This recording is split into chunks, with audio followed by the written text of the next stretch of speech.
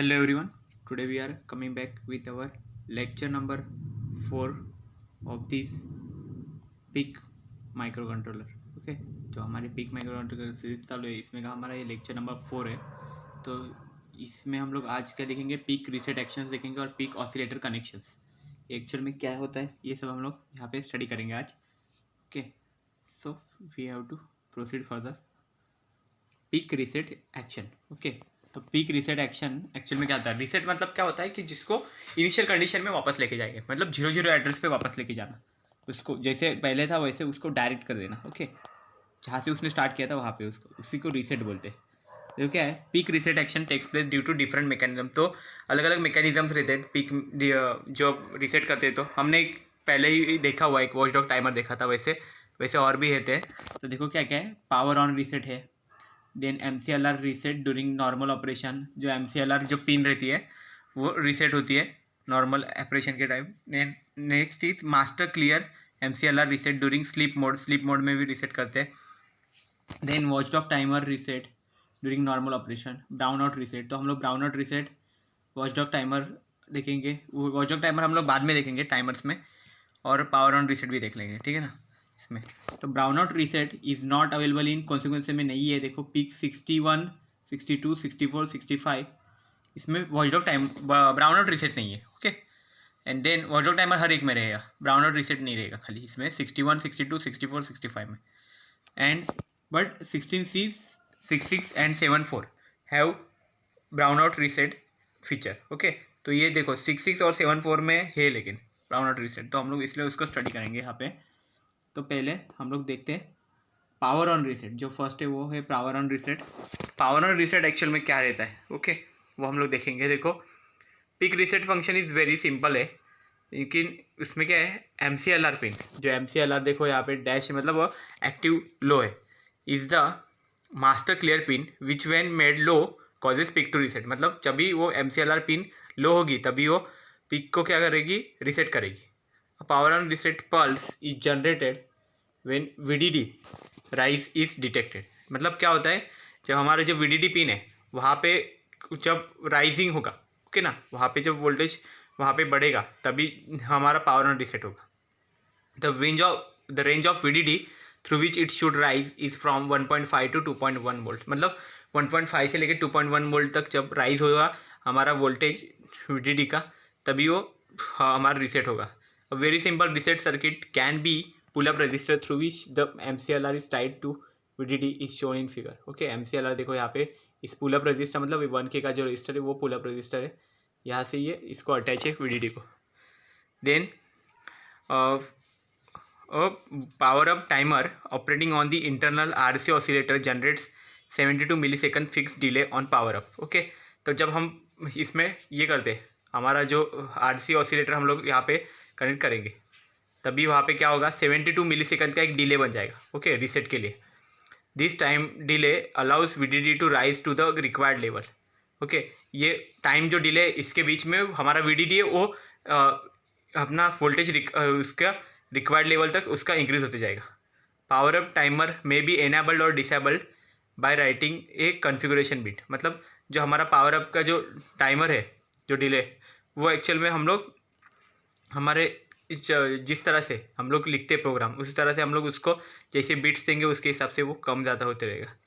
In case of XT, LP and HS oscillator modes, जब ये oscillator के modes है, okay, immediately after the power up delay the oscillator startup timer starts. Okay, time start होता है।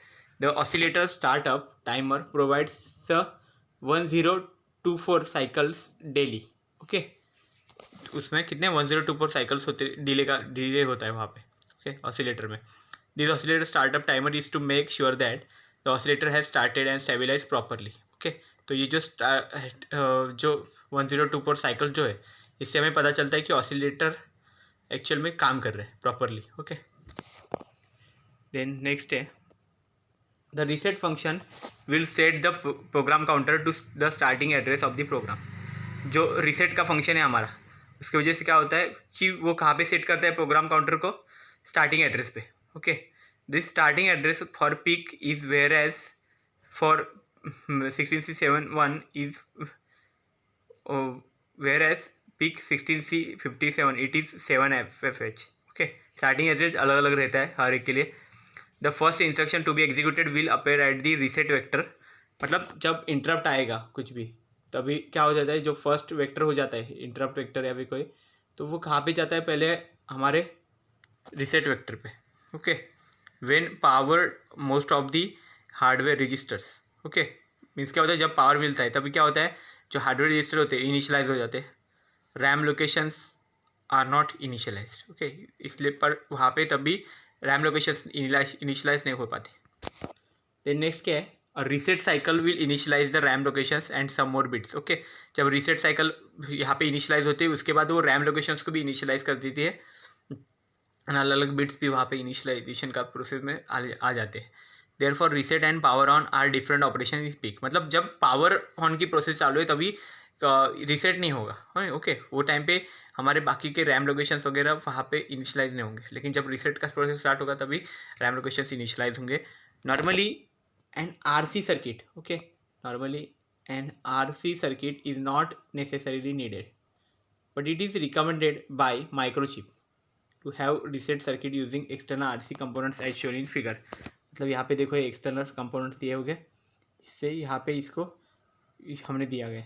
Then this circuit is required only if VDD power up slope is not sufficient. Okay, जब VDD का जो power up slope है जब sufficient नहीं होगा तभी ऐसा सर्किट हमें बनाने की ज़रूरत पड़ेगी। The value of R must then 40 kilo, okay 40 kilo ohm. Okay, जो हमारा रेजिस्टेंस का वैल्यू है वो हमेशा 40 किलो होम के आसपास होना चाहिए। Okay, to make sure that the voltage drop across R does not exceed the electrical specifications। 1 के register again limits the current into the MCLR pin. यहाँ पे 10 के लिए क्या गया है। ओके, तो इस तरह से वो हायर वैल्यूज होनी चाहिए यहाँ पे। ओके, हमारे जो रेजिस्टेंस रहेगा उसकी। देन नेक्स्ट क्या है, देखो हमारा जो था ये सर्किट पहले समझ लो, इसमें क्या क्या दिया गया। देखो पहले तो डायोड है। ओके, यहाँ पे डायोड एक्चुअल में क्या है कि हम जो कैपेसिटर को यहाँ पे चार्ज करेंगे। ओके, कैपेसिटर चार्ज कैसे होगा, देखो यहाँ पे इसके साथ साथ एक और एक रहता है, यहाँ पे जो है एक इससे की रहेगी। ओके, की यहाँ पे कंसिडर हो गए जो एक्चुअल में ग्राउंड पे जाएगी, बाद में कनेक्ट होगी। ओके, तो की जैसे ये क्लोज होगी, ये की यहाँ पे क्लोज होगी तो तुरंत एक ग्राउंड पे हो जाएगा। ओके, तभी ये ओपन रहेगी तभी क्या हो जाएगा, ये कैपेसिटर है ये चार्ज होते जाएगा। जैसे ही चार्ज होगा और जैसे ही की प्रेस करेगा तो ये क्या होगा, कैपेसिटर डिस्चार्ज होना चालू होगा, और डिस्चार्ज कहाँ पे होगा, वो इस डायोड से डिस्चार्ज होना चालू होगा। ओके, तो जब चार्जिंग हो रहा है तभी यहाँ पे ये MCLR है, यहाँ पे सिग्नल क्या जाएगा 1 जाएगा, और वो टाइम पे क्या हो जाएगा, किसी भी तरह का ये नहीं करेगा। ओके, वर्क नहीं, ये नॉर्मल ऑपरेशन ही परफॉर्म करेगा। और जैसे ही उसको 0 मिलेगा क्योंकि वो एक्टिव लो है तो क्या करेगा, रीसेट हो जाएगा। ओके, कि मतलब 0 कब होगा, हम लोग यहाँ से प्रेस करेंगे तो तुरंत यहाँ से इसके साथ ये 0 वहाँ पे मिल जाएगा उसको। ठीक है, तो इस तरह से। देन नेक्स्ट है ब्राउन आउट रीसेट। ओके, तो ब्राउन आउट रीसेट का वैसे डायग्राम नहीं है यहाँ पे, बट क्या रहता है फंक्शनिंग वो पहले देख लेते हैं। ठीक है, ब्राउन आउट रीसेट क्या है, 16C61 and 16C71 does not support this feature. Okay, तो देखो पहले 61 और 71 में तो ये फीचर है ही नहीं, but however there are many PIC devices where brown out reset is possible. मतलब कुछ ऐसे भी है कि जिसमें ब्राउन आउट रीसेट पॉसिबल भी है, इसलिए तो हम लोग स्टडी कर रहे हैं। देखो for example PIC 16C66 and 74 okay support brown out reset, मतलब ये दोनों सपोर्ट करते हैं मेन। ओके, 66 और 74 PIC can be reset automatically in running condition due to the brown out. Okay, तो जो पीक है वो ऑटोमेटिकली यहाँ पे रनिंग कंडीशन में ब्राउन आउट रीसेट परफॉर्म करेगा, which is not possible in many other microcontrollers. Other microcontrollers में वो पॉसिबल ही नहीं होता है। Brown out reset takes place when the supply voltage falls below 4 volt. Okay, मतलब ये कब, अभी देखो इसका मेन फीचर यही है कि मतलब हमारा जो सप्लाई वोल्टेज है वो अगर 4 वोल्ट से कम हो गया तो वो टाइम पे क्या होता है, अगर वोल्टेज फ्लक्चुएशन आने से हमारे डिवाइसेस ख़राब हो सकते हैं। ओके, तो उसको बचाने के लिए वो एक्चुअल में क्या करता है, रीसेट कर देता है, और वो तब तक उसको वापस वही कंडीशन में नहीं आता till the reset condition till the power supply voltage is restored. मतलब तब तक वो रीसेट की कंडीशन ही रहेगी ब्राउन आउट रीसेट की, जब तक पूरा पावर सप्लाई नहीं आता। However, there will be a powered up timer killing 72 millisecond more again. Okay, उसके बाद भी उसमें 72 मिलीसेकंड का अलग से टाइम रहता है it is recommended that the power up timer should be enabled when the brown out reset is enabled. Okay, तो मतलब ये जो टाइम है उसमें क्या करना पड़ेगा, ब्राउन आउट रीसेट को एनेबल होना पड़ेगा। In case during the power up timer delay of 72 milliseconds, if the supply voltage falls below 4 volt, the CPU will have brownout reset once again. Okay, ये 72 millisecond का जो time period है इसमें फिर से अगर वो 4 वोल्ट से कम लाया तो फिर क्या हुआ, the CPU will have brownout reset once again. फिर से वो brownout reset में चला जाएगा। ओके, तो ये एक्चुअल में brownout reset का एक्चुअल फीचर है। ओके, आई होप ये सब समझ गया होगा। देन नेक्स्ट देखते हैं, नेक्स्ट स्लाइड है, that is a peak oscillator connection actual में क्या रहता है वो समझना है। यहाँ पे देखो पीक ऑसिलेटर कनेक्शंस। ओके, तो क्या होता है ऑसिलेटर, पहले मालूम है कि क्या होता है, जो क्लॉक्स हम लोग परफॉर्म करते हैं, जो इंस्ट्रक्शंस रहते हैं वो एक्चुअल में क्या क्लॉक्स पे परफॉर्म करते हैं। ओके, क्लॉक पल्सेस जो रहते हैं उस पर, तो क्लॉक पल्सेस जनरेट कहाँ से हो गए, जनरेट करने के लिए ऑसिलेटर का यूज़ करते हैं हम लोग माइक्रो कंट्रोलर या माइक्रो प्रोसेसर में। So PIC can have 4 different methods of clock namely, तो देखो क्लॉक कौन से 4 डिफरेंट मेथड्स है क्लॉक के लिए। External RC, okay, external RC, then internal RC भी है। ओके, जो आरसी सर्किट मतलब रेजिस्टेंस एंड कैपेसिटर का एक सर्किट रहेगा, वैसे एक्सटर्नल भी रख सकते हैं, इंटरनल आरसी भी रख सकते हैं, देन क्रिस्टल का भी रख सकते हैं। ओके, वैसे भी क्लॉक क्रिएट कर सकते हैं। देन एक्सटर्नल क्लॉक, ओके, यहाँ पे दिया गया एक्सटर्नल क्लॉक भी होता है।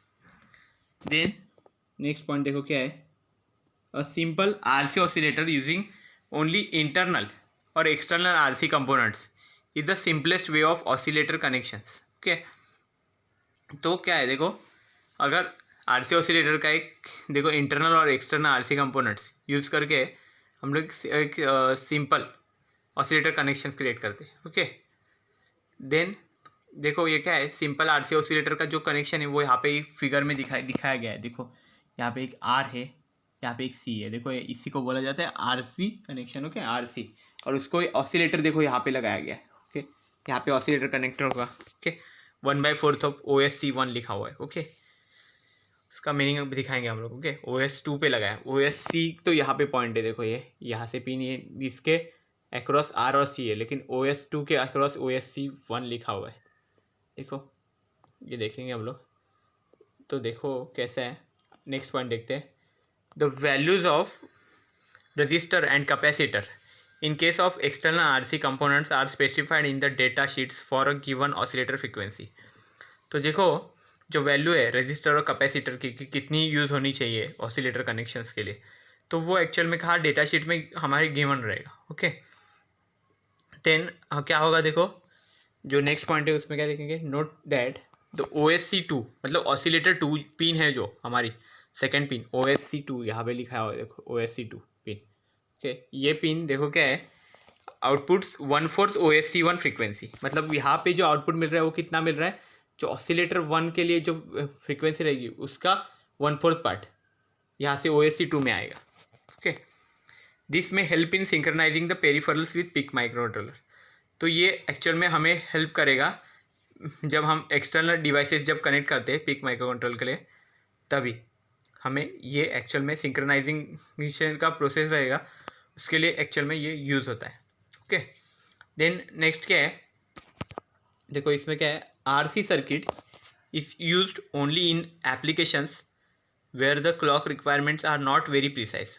मतलब क्या बोला है कि आरसी सर्किट है जो आर और सी का जो कॉम्बिनेशन है वो एक्चुअल में सर्किट कब यूज़ करते हैं हम लोग, जहाँ पे मतलब ऐसे एप्लीकेशंस कि जिसमें हमें रिक्वायरमेंट नहीं है, क्या रिक्वायरमेंट नहीं है वहाँ पे कि हमारा जो सर्किट है वो बहुत ज़्यादा प्रिसाइज, ऐसा मतलब एकदम करेक्ट एकदम एक्यूरेट होना ही चाहिए, ऐसा नहीं है। ओके ना, तो वहाँ पे हम लोग आरसी सर्किट यूज़ कर सकते हैं। ओके, क्लॉक वहाँ पे एकदम एक्यूरेट होना चाहिए, ऐसा वहाँ पे नेसेसरी नहीं है, वहाँ पे हम लोग आरसी सर्किट यूज़ कर सकते हैं। ओके, देन क्या है, there are other methods of clocking PIC microcontrollers. तो इस पिक जो हमने पिक माइक्रो कंट्रोलर्स के मेथड देखे क्लॉकिंग के लिए, यहाँ पे ऊपर लिए गए सब ये मेथड्स है। ओके, तो इस तरह से और भी बहुत मेथड्स है, तो वो एक्चुअल में हम लोग देखेंगे। ओके, इसके साथ साथ पहले डायग्राम देख लो, देखो क्या क्या है पिक ऑसिलेटर का। देखो ये पिक माइक्रो कंट्रोलर है, उसमें बहुत सारे पिन्स रहते हैं, तो उसमें से हम लोग यूज़ कहाँ कर रहे हैं, देखो ये VCC वाला पिन है, मतलब VDD बोलते हैं उसको। देन यहाँ पे है OSC1 वाला और OSC2, इन दोनों के अक्रॉस में यहाँ पे जो है देखो यहाँ पे RC कॉम्बिनेशन लगाया, लेकिन अगर RC नहीं लगाएंगे तो यहाँ पे बीच में C की जगह पे हमें क्या लगाना पड़ेगा, एक्चुअल में ऑसिलेटर लगाना पड़ेगा, क्रिस्टल ऑसिलेटर या फिर ऐसे ऑसिलेटर्स रहते हैं अलग अलग जिनकी अलग अलग फ्रीक्वेंसी रहेगी, तो वो हिसाब से हम लोग ऑसिलेटर्स लगाते हैं। ओके, वो याद रखो। देन जो हमारा सेकेंड पिन है OSC2 मतलब ऑसिलेटर का सेकेंड पिन, ओके, उसका देखो कितना है वैल्यू 1/4, मतलब वो फ्रीक्वेंसी कितना देगा 1/4 ऑफ ऑसिलेटर 1। ओके, यहाँ पे लिखा हुआ भी है 1/4 ऑफ ऑसिलेटर 1, इतना इसका फ्रीक्वेंसी निकलेगा। ओके, जो एक्चुअल में सिंक्रोनाइजेशन जब करेंगे, सिंक्रोनाइजिंग जो पेरिफेरल डिवाइसेस जब इसके साथ कनेक्ट करते हैं पिक माइक्रोकंट्रोलर के साथ, तभी वो यूज़ होता है। ओके, देन अभी इसी के साथ साथ अभी हम लोग क्या देखने वाले हैं, इसके अदर मेथड्स क्लॉकिंग के कौन से होते हैं पिक माइक्रोकंट्रोलर में, वो अभी नेक्स्ट देखते हैं। तो नेक्स्ट है, तो देखो ये टेबल है एक्चुअल में, वो क्या शो कर रहा है हमें, various clocking methods supported by PIC microcontrollers. तो देखो अलग अलग मेथड्स, तो क्या क्या है इसमें मेथड दिए, देखो यहाँ पे दिए, तो एक है फ्रीक्वेंसी मेथड है, एक क्लॉक सोर्स का मेथड है। ठीक, दो मेथड्स यहाँ पे दिए। तो देखो फ्रीक्वेंसी मेथड में क्या है, RC जो कॉम्बिनेशन है हमारा, वो एक्चुअल में कितना है हमारा फ्रीक्वेंसी के लिए, देखो 0 to 4 मेगाहर्ट्ज से टिपिकल RC वैल्यूज दी गई है for 4 megahertz, R equal to 4.7 K and C equal to 33 picofarad. देन देखो यहाँ पे लो पावर क्लॉकिंग कितना है 5 to 200 किलोहर्ट्ज है। देन यहाँ पे XT देखो किसका है, इतना crystal oscillator 100 kilohertz to 4 megahertz है। देन हाई स्पीड देखो इसका कितना है 4 to 20 मेगाहर्ट्ज है। मतलब ये ऊपर के जो है वो सब क्लॉकिंग मेथड्स है, और यहाँ पे ये सब मेथड है, देखो 1 2 3 4 यहाँ पे सब मेथड्स है, और ये फ्रीक्वेंसी और क्लॉक उसके कितने हैं वो यहाँ पे नीचे शो किया गया है। ओके, तो देखो इंटरनल RC ऑसिलेटर है, एक्सटर्नल RC ऑसिलेटर है, पहले RC के लिए। देन LP के लिए हम लोग देखेंगे लो पावर क्लॉकिंग के लिए, तो क्रिस्टल है, सिरेमिक है, रिजोनेटर, ये सब उसके सोर्स है। Okay, ceramic resonator external. Okay, and then XT है जो क्रिस्टल ऑसिलेटर है, उसके लिए क्या क्या यूज़ कर रहे हैं, उसके लिए यूज़ हो रहा है crystal ceramic resonator and external, वो भी वही है, और इसका भी HS का भी वही है कि क्लॉक सोर्स, मतलब तीनों के लिए LP XT और HS के लिए क्लॉक सोर्स सेम है। ओके, देन अभी नेक्स्ट देखते हैं, जो हमारा लास्ट स्लाइड है वो एक्चुअल में क्या है, देखो figure shows the crystal connections with a PIC microcontroller. देखो यहाँ पे जो नीचे फिगर है उसमें एक्चुअल में क्या है, अभी क्रिस्टल ऑसिलेटर यूज़ किया है, देखो ये यहाँ पे वो क्रिस्टल ऑसिलेटर इसको बोलते हैं। Then C1 and C2 are the capacitors to be connected externally along with the crystal। तो देखो यहाँ पे क्रिस्टल कनेक्टेड है और ये दोनों कैपेसिटर यहाँ पे कनेक्टेड है। ओके, यहाँ पे वही बताया गया है। तो नेक्स्ट क्या है, instead of crystal one may prefer a ceramic resonator as a cheaper alternative, मतलब हमने यहाँ पे क्रिस्टल यूज़ किया, वहाँ पे सिरामिक रिजोनेटर करके भी यूज़ कर सकते हैं, वो बहुत चीपर रहेगा। Wherein external capacitors are not required, मतलब अगर सिरामिक रिजोनेटर हम लोग यूज़ करते हैं तो ये हमें कैपेसिटर्स की ज़रूरत नहीं पड़ेगी। ओके, देन नेक्स्ट क्या है, how ever a crystal has a better accuracy, but crystal में एक्यूरेसी ज़्यादा होती है। Okay, and for timing generation and real time applications one should prefer crystals. लेकिन क्या होता है, हम सिरामिक रिजोनेटर चीपर तो है, उसमें अगर लगाएंगे तो हमें कैपेसिटर की ज़रूरत भी नहीं पड़ेगी। ओके, बट प्रॉब्लम क्या है कि क्रिस्टल जो है वो एक्चुअल में एक्यूरेसी अच्छा देता है। ओके, बेटर एक्यूरेसी है उसका, एंड जब हमारा जो रियल टाइम एप्लीकेशंस जो रहते हैं वहाँ पे हमें टाइमिंग जनरेशन का काम रहता है, तो वहाँ पे क्रिस्टल ही प्रीफर करना चाहिए, ऐसे बोला गया है। ओके, क्रिस्टल मोस्टली प्रीफर करना चाहिए, तो हमारा रिजल्ट भी अच्छा आएगा। रियल टाइम एप्लीकेशन है तो हमें रिजल्ट भी अच्छे चाहिए, क्लॉक पल्सेस अगर ज़्यादा निकलेंगे तभी तो वो रिजल्ट अच्छा देगा। ओके, तो यही दिखाया गया है। देखो ये पीक है हमारा, पीक माइक्रो कंट्रोल है, VDD पिन यहाँ पे गई है, ये दोनों पिन्स देखो OSC1 और OSC2 है। OSC2 का हमने बताया था 1/4 ऑफ OSC1 उसकी फ्रीक्वेंसी रहते हैं, और इसका जो क्रिस्टल ऑसिलेटर का भी फ्रीक्वेंसी यहाँ पे दिया गया है, देखो 4 मेगाहर्ट्ज जो लिखा हुआ है वो क्रिस्टल ऑसिलेटर का फ्रीक्वेंसी रहेगा। ये कैपेसिटर से 20 पिकोहर्ट्ज के दो कैपेसिटर यहाँ पे अटैच किए गए और सब सर्किट यहाँ पे ग्राउंडेड किया गया है। ओके, तो ये इस तरह से हमारा एक्चुअल में जो ऑसिलेटर का कनेक्शन है वो यहाँ पे दिखाया गया है। हमने पहले वाले में देखा था उसमें RC वाला था कॉम्बिनेशन। ओके, RC ऑसिलेटर वाला कॉम्बिनेशन था, और अभी वाला जो हम लोग देख रहे हैं तो इसमें एक्चुअल में कैसा कॉम्बिनेशन है, हमें कैपेसिटर से अलग अलग यहाँ पे ज्वाइन किए गए, ओके। और लेकिन कैपेसिटर तो रहेंगे, लेकिन उसके साथ साथ नीचे क्या है, हमें कैपेसिटर के साथ साथ अभी देखो यहाँ पे क्या क्या है, एक हमारा सिरा ये भी है, ओके ना, क्या क्रिस्टल ऑसिलेटर है हमारा, ओके सिरा। और बाद में हमने इसका एडवांटेज भी देखा कि क्या एडवांटेज है, इसका एक्यूरेसी बहुत अच्छा है, और टाइमिंग जनरेशन और रियल टाइम एप्लीकेशंस के लिए हमें यही प्रीफर करना चाहिए, क्योंकि फिर उससे रिजल्ट अच्छे आएंगे, ओके। रिजल्ट अच्छे मिलेंगे तो हमें आगे का आउटपुट अच्छा मिलेगा, तो हम उसको आगे डेटा को कन्वर्ट करके हम लोग उसको डिस्प्ले पे दिखा सकते हैं, ओके। इसलिए हम लोग मोस्टली हम क्रिस्टल ऑसिलेटर ही यूज़ करते हैं, ओके। मोस्टली सारे जो माइक्रो कंट्रोलर्स है उसमें मोस्टली क्रिस्टल ऑसिलेटर का ही ज़्यादा यूज़ किया जाता है। तो यही चीज़ है, ये डायग्राम में इन्होंने शो की है, बस बाकी कुछ नहीं है। So this is all about the crystal oscillator connections and जो हमारा oscillator connections हमने देखा, then reset के भी सारे हमने देखे, ओके। उसमें हमने पावर ऑन रिसेट देखा है, ब्राउन ऑन रिसेट भी देखा, ब्राउन आउट रिसेट। और जो एक वॉचडॉग टाइमर है वो एक्चुअल में हम जब टाइमर क्या जब हम लोग देखेंगे पार्ट, उसमें हम लोग वॉचडॉग टाइमर का स्टडी करने ही वाले, ओके। तो और हमने फर्स्ट लेक्चर में भी थोड़ा सा देखा था वॉचडॉग टाइमर क्या रहता है वो सब, तो हम लोग वो टाइम पे वापस देख लेंगे, ओके ना, वॉचडॉग टाइमर डिटेल में देखेंगे। So I hope you have cleared all these things about the today's lecture. in the next lecture we will start with our new topic, that is इसके आगे का हम लोग देखेंगे कि जो हमारे इंटरप्ट्स है वो एक्चुअल में क्या काम कर रहे हैं, वो सब देखेंगे, ओके। नेक्स्ट भी कुछ हमें बाद में कनेक्शंस देखने हैं, वहाँ पे प्रोग्रामिंग्स रहेंगे आगे, ओके, वो सब देखना है हमें, okay. So I hope you have cleared all this things about the today's lecture. So thank you very much.